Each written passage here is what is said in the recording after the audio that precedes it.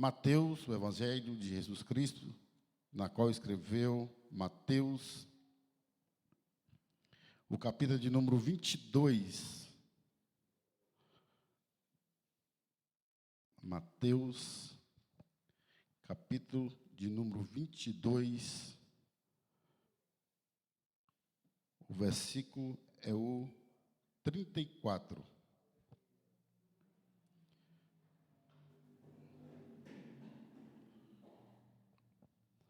Mateus, capítulo 22, a partir do versículo 34, que diz assim: E os fariseus, ouvindo ele, fizera emudecer os saduceus. E os fariseus, ouvindo ele, fizera emudecer os saduceus. Reuniram-se no mesmo lugar. E um deles, doutor da lei, interrogou-o para o experimentar, dizendo: Mestre, qual é o grande mandamento da lei? E Jesus disse-lhe: Amarás o Senhor teu Deus de todo o teu coração e de toda a tua alma e de todo o teu pensamento. Este é o primeiro e grande mandamento. E o segundo, semelhante a este, é: amarás o teu próximo como a ti mesmo. Desses dois mandamentos dependem toda a lei e os profetas.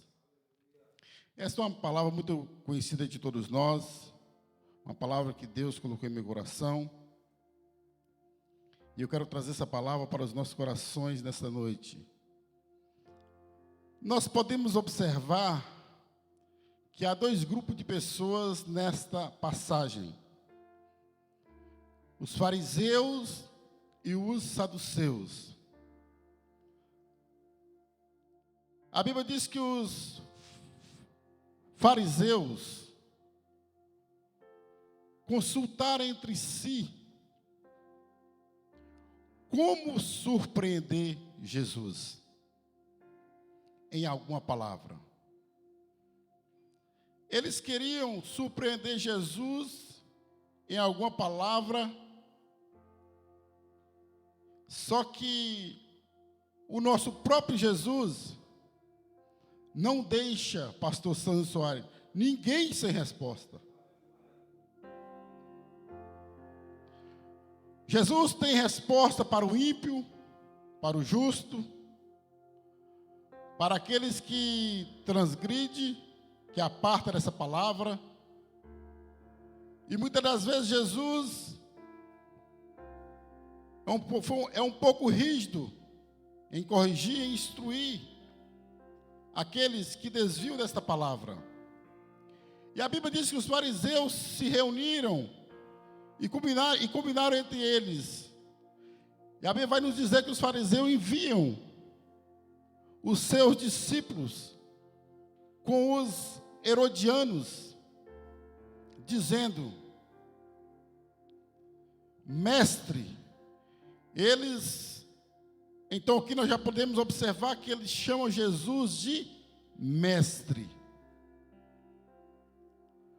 Bem sabemos que és verdadeiro.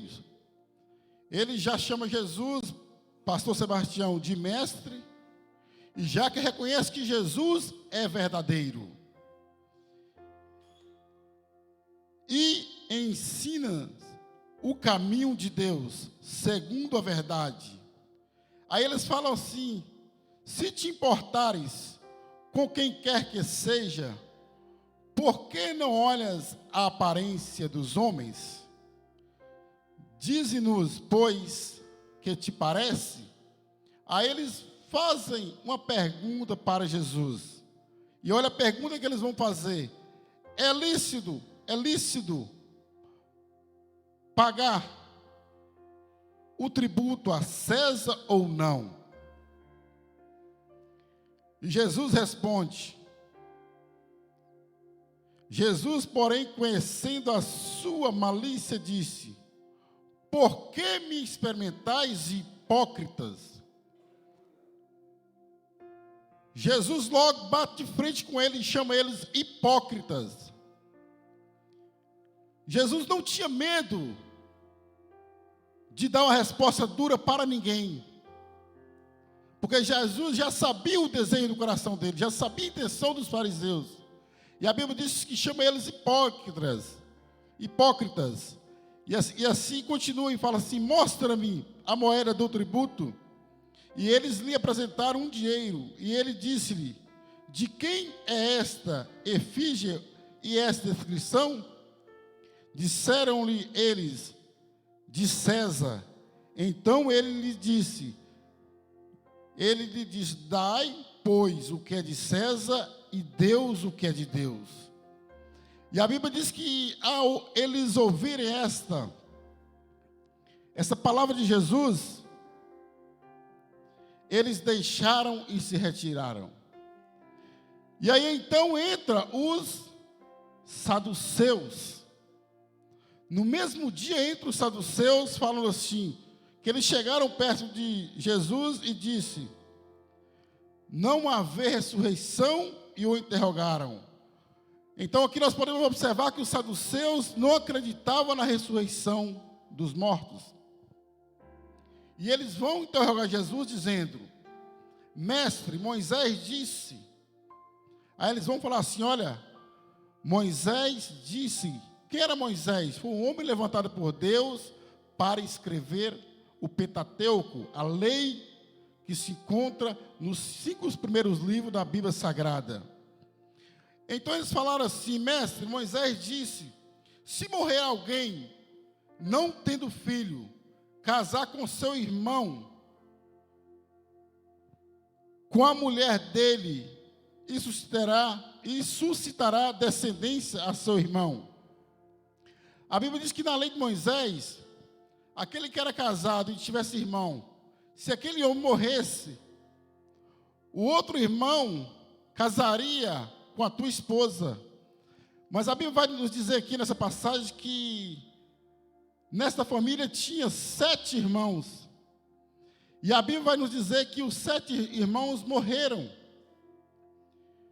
E após os 7 irmãos morrerem, a esposa que passaram por esses 7 irmãos também morre. E a Bíblia fala assim, eles falam assim: ora, houve entre nós 7 irmãos, o primeiro, tendo casado, morreu, e não tendo descendência, deixou sua mulher a seu irmão. Da mesma sorte, o segundo e o terceiro, até o 7º. Por fim, depois de todos morreram também a mulher. Portanto, na ressurreição, de qual dos 7 será a mulher? Eles falam assim: Jesus, na ressurreição, de qual dos 7 será a mulher? Porque já estavam todos mortos. Todos os irmãos já tinham morrido e a mulher também já estava morta. E olha o que Jesus fala. Jesus, porém, respondendo, disse-lhes: errais, não conhecendo as Escrituras, nem o poder de Deus. Jesus fala assim: olha, vocês não conhecem, eu vejo que vocês não conhecem nem a Escritura e nem o poder de Deus, porque na ressurreição nem casam, nem são dão a casamentos, mas serão como anjos no céu. E acerca da ressurreição dos mortos, não tendo lido o que Deus vos declarou, dizendo: eu sou o Deus de Abraão, o Deus de Isaque, o Deus de Jacó. Ora, Deus não é Deus dos mortos, mas dos vivos. Deus fala para ele assim: olha, Deus não é Deus dos mortos, mas é o Deus dos vivos. Então, nós podemos observar que Deus dá essa instrução, aplica essa palavra para eles e fala assim: olha, e as turbas, ouvindo isso, as turbas quer dizer as multidões, ouvindo isso, ficaram maravilhadas da sua doutrina. Então nós podemos observar que Jesus, o ministério de Jesus, era um ministério de ensinamento da palavra de Deus. Um ministério que ele ensinava e pregava a palavra. E quando nós entramos no grande mandamento de Deus, Nós podemos observar, meu querido Silvio Nunes, que os fariseus retornam. Os fariseus também voltam a indagar Jesus. Os fariseus eram quem? Eram doutores da lei. Entre eles tinham doutores da lei que sabia de cor e salteado o Pentateuco. Eles entendiam da lei. E eles falaram assim, olha, quando os fariseus voltam, e os fariseus vê que os saduceus ficaram emudecidos com a palavra de Jesus sobre eles, eles ficaram calados, não tinha mais como indagar Jesus. E os fariseus pegam e voltam, e falam assim, olha, e os fariseus ouvindo que ele fizera emudecer os saduceus. Quem que fizeram emudecer os saduceus? Jesus Cristo. Emudeceu os saduceus, reuniram no mesmo lugar. Eles vão e reúnem no mesmo lugar. E olha o que a Bíblia diz. E um deles, doutor da lei, interrogou para o experimentar. O nosso Jesus não é preciso ser experimentado.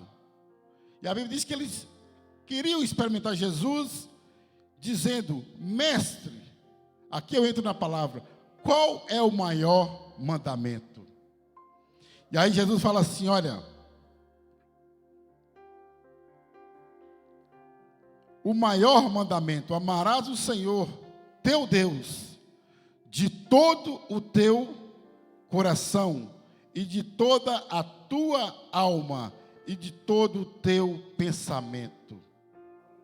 Amarás o teu Deus, ele não está falando assim, olha, não é para amar a esposa, o esposo, o teu irmão, é amar primeiramente a Deus, de todo o teu coração. Fala que, o que fala essa palavra? De sentimento. E nesta noite, eu quero trazer algo para a igreja.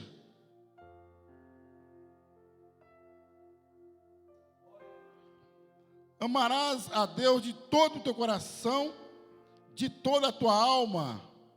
Que fala assim, ó, Jesus disse que o maior mandamento é amar. Amar a quem? Amar a Deus. Nada é mais importante do que isso. Nós temos que colocar no nosso coração que nada é mais importante do que amar a Deus. Nada é mais importante. Mas como o amor de Deus se expressa para nós? Como esse amor de Deus pode se expressar para as nossas vidas? Para explicar como o amor de Deus deve ser, Jesus citou em Deuteronômio, capítulo 6, verso 5. Eu quero que os irmãos abram a vossa Bíblia no livro de Deuteronômio, capítulo 6, versículo 5.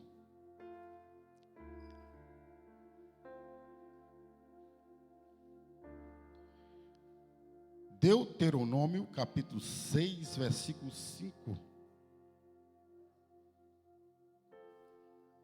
Quem achou aí, pode ler para nós, para a igreja. Diz assim a palavra do Senhor.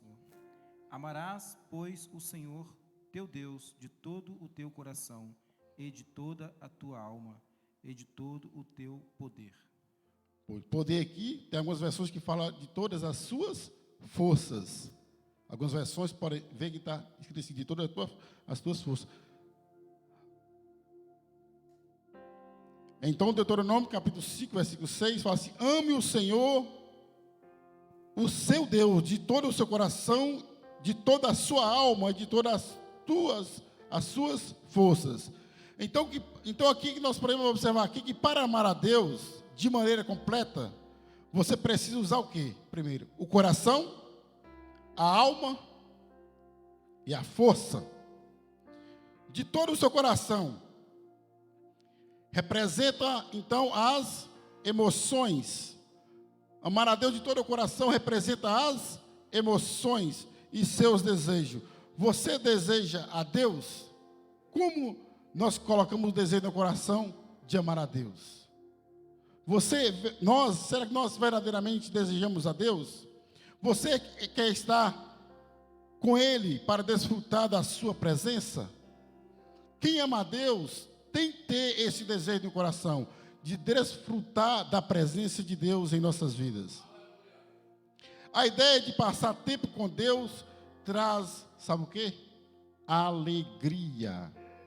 Quando nós passamos tempo com Deus, nos traz uma alegria, mas não é uma alegria passageira, não é uma alegria momentânea, é uma alegria contínua em nossas vidas, quando nós passamos tempo com Deus. O amor de Deus não é apenas um pensamento intelectual. Ele envolve seus sentimentos. O amor só é completo quando seu prazer está em Deus. O nosso amor com Deus só é completo quando o nosso prazer está em Deus. Que prazer é esse? Prazer de estar na presença de Deus, buscando Ele em espírito e verdade, tendo comunhão direta com Ele. Esse é o nosso prazer. E quando você ama a Deus de todo o seu coração, você encontra prazer e alegria nas coisas boas que Deus criou. Quando nós temos prazer no nosso coração, nós encontramos que prazer e alegria nas coisas que Ele criou. Outra coisa que você sente motivado a buscar o reino de Deus, o crente tem que ser motivado a buscar o reino de Deus. Nós temos que estar pensando na nossa salvação eterna. Essa é a maior riqueza que nós podemos levar aqui da terra. E ao mesmo tempo você fica com nojo do pecado, querendo afastar de tudo o que é ruim. Quando nós buscamos a presença de Deus, o reino de Deus, o que é que nós temos nojo? Nós temos nojo do pecado, das coisas que nos afastam de Deus. Por quê? Porque quando nós estamos em comunhão constante com Deus, essas coisas do mundo já não faz bem para o nosso ego, já não faz bem para nós mesmos. E agora aqui eu entro de toda a amar a Deus, de toda a sua alma. Aqui já fala de personalidade. Uma personalidade que não pode afastar das nossas vidas. De toda a tua alma. Aonde? Em todos os lugares que nós estivermos. É no trabalho, é em casa, é na rua. De toda a tua alma, sempre temos que estar pensando em Deus. Seus pensamentos e seu entendimento. A sua alma e sua personalidade, seus pensamentos e seu entendimento. Você procura conhecer mais a Deus. Quando nós amamos a Deus de todo o coração e de toda a alma, o que nossos pensamentos desejam? Procurar ouvir as coisas de Deus, ler a palavra de Deus, estar impregnado nessa palavra. Você usa a inteligência e suas capacidades para se aproximar mais dele? Sua relação com Deus faz parte da sua identidade? Será que a nossa relação de Deus faz parte da nossa identidade? Qual o testemunho que nós temos trago a essas pessoas que estão aí fora? Será que eles veem em nós que nós servimos alguém diferente, que se chama Deus de Nazaré? O Senhor Jesus Cristo? Será que as pessoas estão vendo em nós diferença? O amor de Deus também não é apenas emocional. A Bíblia diz que o amor de Deus não é apenas emocional. É uma decisão que você toma. O amor de Deus não pode ser emocional, não pode ser emocional. É uma decisão que nós devemos tomar. Buscar mais de Deus é um ato consciente que exige disciplina e força de vontade. É também dirigir seus pensamentos para as coisas de Deus. E aqui eu entro de todas as forças, amar a Deus de todo o coração, de toda a alma e de todas as forças. Qual é o nosso esforço de estarmos na presença de Deus? Qual é o nosso esforço? Será que nós temos esforçado para estar na casa de Deus? Será que nós temos esforçado para falar do Evangelho de Deus para as pessoas que estão aí fora? Será que nós temos esforçado para jejuarmos, para orarmos? Será que nós temos esforçado para falar para o perdido que Deus continua libertando, Deus continua salvando? Será que nós temos esforçado em falar com pessoas da nossa família que estão afastadas dos caminhos do Senhor, que o caminho que ele está seguindo não é aquele, não é o certo? Será que nós temos esforçado para falar assim, que Deus te ama?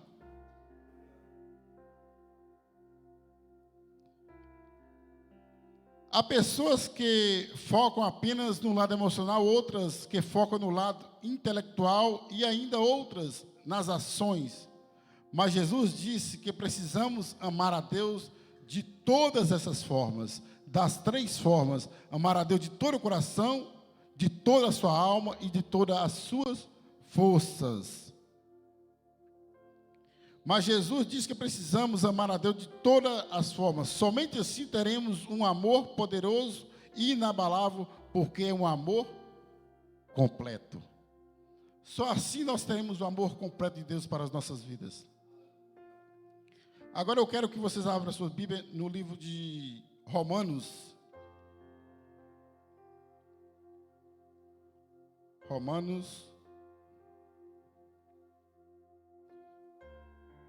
Capítulo 8.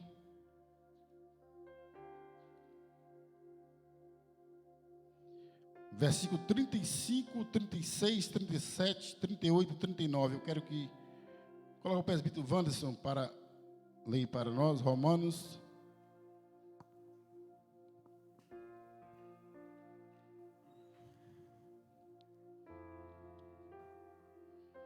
Romanos, capítulo de número 8, versículo 35 ao 39. ao 39, que diz assim: Quem nos separará do amor de Cristo?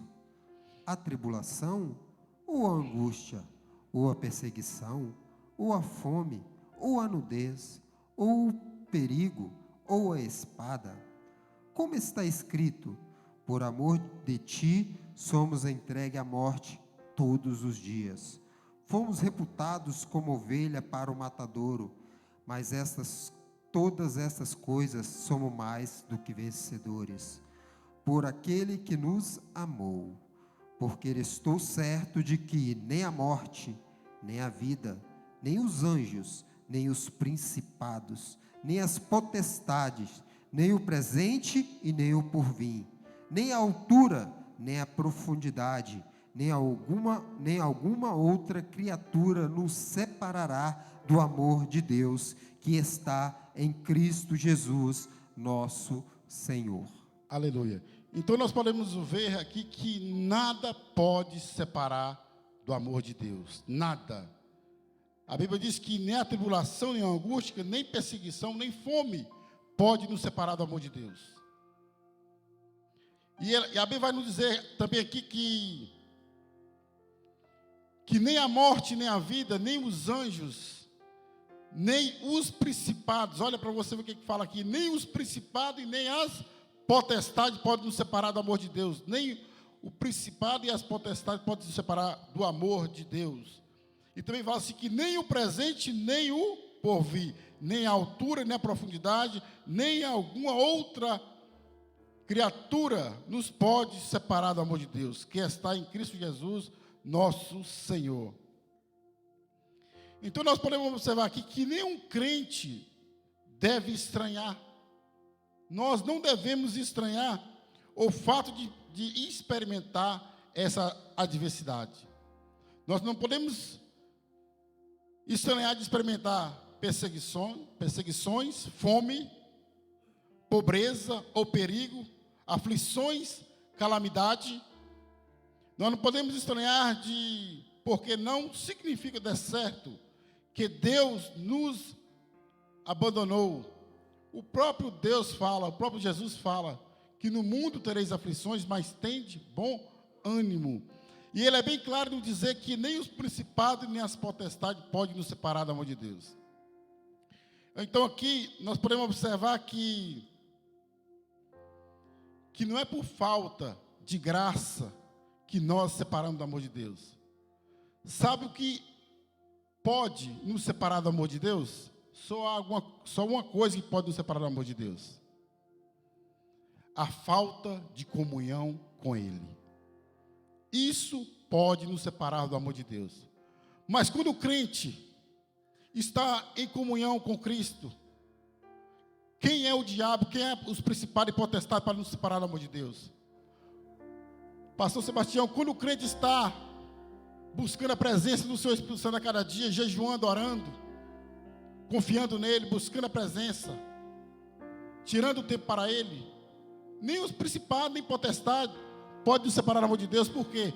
Porque eles não vão conseguir aquele que está firme com Cristo. Eles nunca vão conseguir. E agora eu parto aqui para o segundo mandamento. Vou ser breve aqui porque o tempo já está esgotando. Que fala assim: e amarás o teu próximo como a ti mesmo. Amarás o teu próximo. Quem é o teu próximo? É aquele que está próximo de você. É um mandamento que os tempos que nós estamos vivendo, as pessoas estão esquecendo deste mandamento. Amarás o teu próximo. Será como nós temos comportado aí fora? Será que nós temos amado o nosso próximo como nós mesmos? Será que nós temos perdoado o nosso próximo?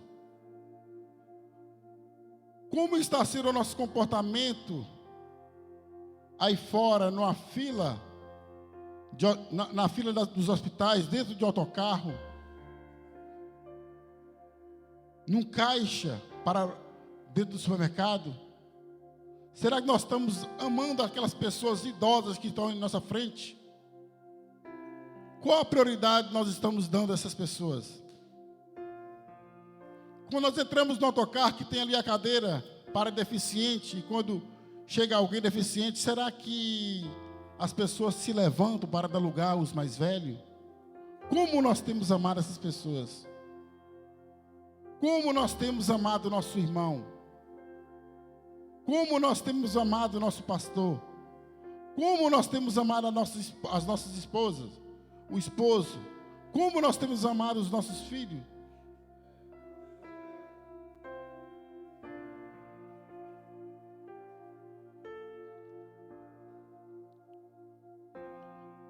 Como nós temos servido o nosso próximo? Qual o tipo de respostas que nós damos ao nosso próximo? Quero dar exemplo aqui no trabalho. Será que nós estamos servindo com zelo, com capricho, o nosso colega de trabalho? Qual o tipo de resposta nós estamos trazendo para eles?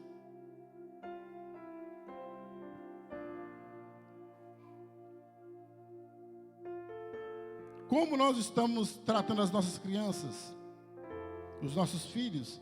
Será que nós temos amado verdadeiramente os nossos filhos, as nossas crianças? E para encerrar, eu quero deixar um versículo aqui, que se encontra em Mateus, capítulo 5, de número 44 e 45. Mateus,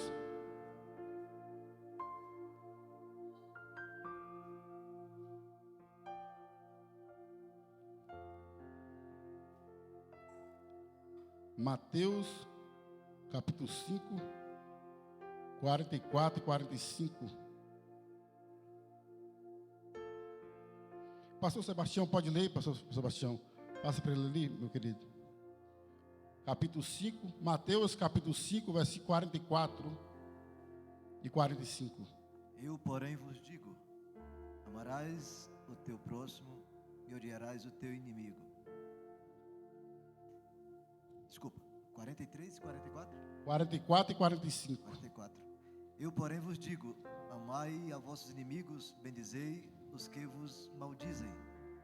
Fazei bem aos que vos odeiam e orai pelos que vos maltratam e vos perseguem. Isso para que sejais filhos do vosso Pai que está no céu.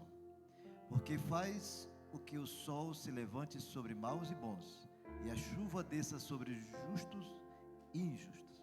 Aleluia. É um versículo difícil para os dias de hoje. Mas nós temos que aceitar, porque está na Bíblia. amai os vossos inimigos. Aí fica complicado, né? Como nós vamos amar os nossos inimigos? Mas a Bíblia é tão certa, o nosso Deus é tão tremendo, que Ele escreve de maneira tão eficaz. Ele fala assim, ó, amai os vossos inimigos. Nós temos que amar? Temos. Mas eu quero dizer algo aqui muito forte nessa noite. Nós não somos obrigados a amar aqueles que nos fazem mal. Como eu posso amar, como eu posso ser obrigado a gostar de uma pessoa que faz mal à minha família?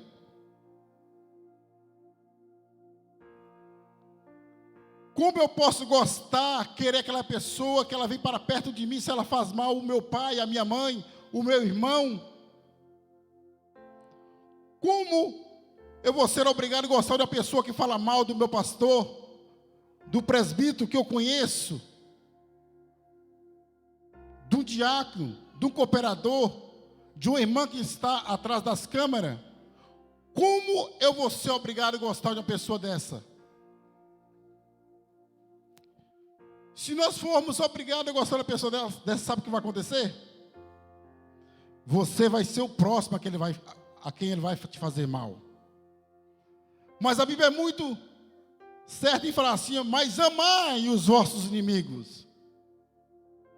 Amai. Como nós podemos amar esse tipo de pessoas? Orando, fazendo campanha de oração por ele, pedindo Deus misericórdia sobre a vida dele. Mas nós temos que amar. Mas nós não somos obrigados a gostar dessas pessoas. Nós não somos obrigados a gostar. Há um mês atrás, meu querido Silvio Nunes, meu pai e minha mãe receberam uma visita inesperada de 3 pessoas no Brasil. E chegaram lá, arrombaram a casa, fizeram uma limpa na casa, 3 pessoas encapuzadas, longe da cidade, em um lugar que você nunca imaginaria que eles poderiam ser assaltados. Armado com pistola.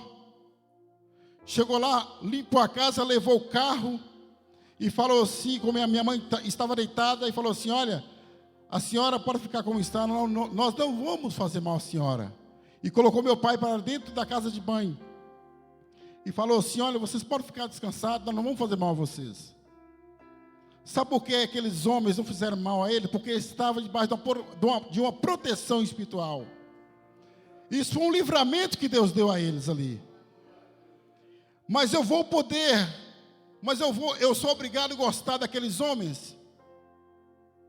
Como eu vou querer gostar daqueles homens? Como eu vou querer eles para perto de mim? Sendo que eles fizeram mal, o meu pai, a minha mãe. Mas eu tenho que amar. Na palavra diz, temos que amar.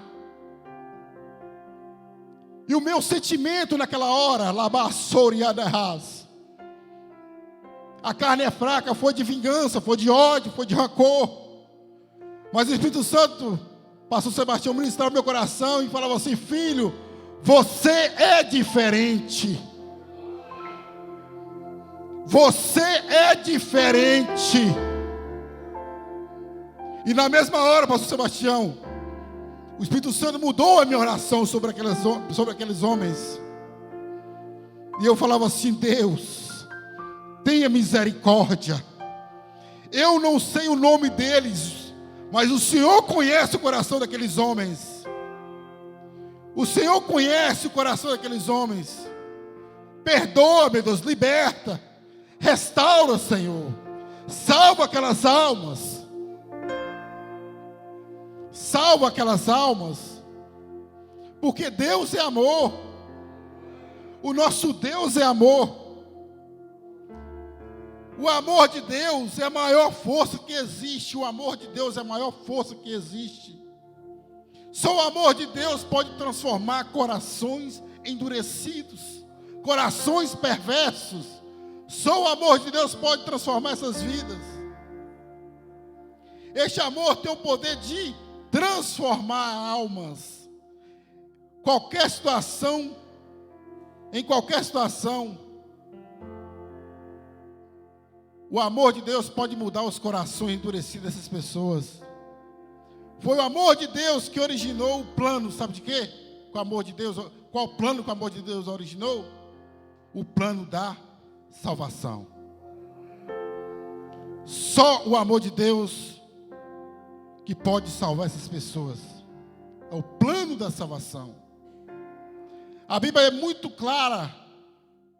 A Bíblia diz que em João 3,16, a Bíblia diz assim, que Deus amou o mundo de tal maneira que Ele deu seu Filho unigênito para todo aquele que nele crê, não pereça, mas tenha a vida eterna. Eu quero dizer que o amor de Deus para nossas vidas, sabe qual é o amor dele para conosco, para com as nações? É que todos sejam salvos, todos sejam libertos. O amor de Deus é grandioso, o amor de Deus é tremendo. A Bíblia diz que Jesus saiu para o Getsêmani com o seu discípulo Pedro e os 2 filhos de Zebedeu a orar. E a Bíblia diz que Jesus falou assim, ó, fica aqui orando que eu vou para ali. E a Bíblia diz que Jesus sai para orar. E a Bíblia diz que bateu em Jesus uma amargura, uma tristeza. Uma tristeza tão grande de morte. E ele começou a orar e começou a sair nos seus poros suor e gotas de sangue. E a Bíblia vai nos dizer que chega ali os soldados para prender Jesus. E a Bíblia diz que quando eles pedem Jesus para identificar, eles caem. Jesus não foi lá forçado, Jesus foi ali porque ele quis ir com os soldados. Mas teve um entre o meio deles que não entendia o amor de Deus. Ele se chamava Pedro. A Bíblia diz que Pedro desembanhou a sua faca, a tua arma, cortou a orelha do soldado Malco. E Jesus fala assim, olha para você o que Jesus faz no último dia de ser crucificado. Jesus pega a orelha, pedaço da orelha do soldado e fala assim, Pedro, não é assim, meu querido. No último dia, Jesus fez um milagre daquele que estava levando ele para a cruz do Calvário.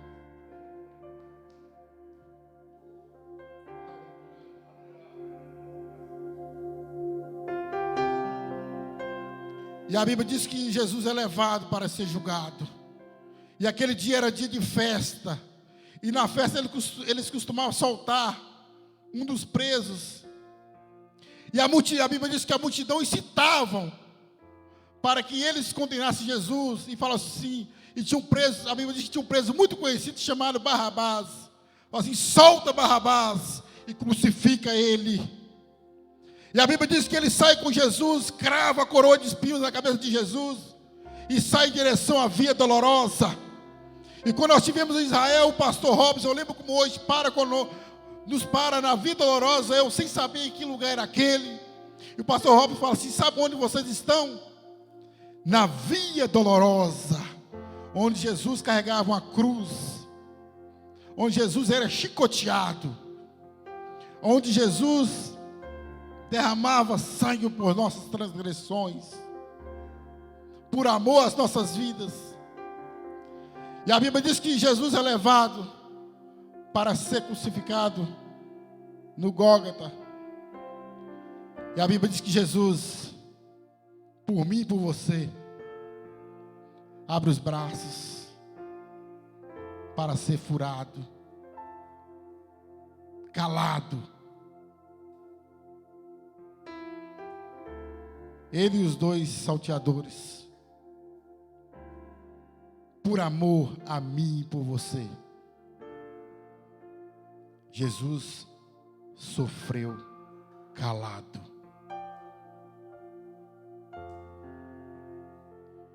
Mas nós estamos aqui hoje por causa dele, porque ao 3º dia, ele ressuscitou dentre os mortos. E ele se faz presente em nosso meio. Ele se faz presente em nosso meio.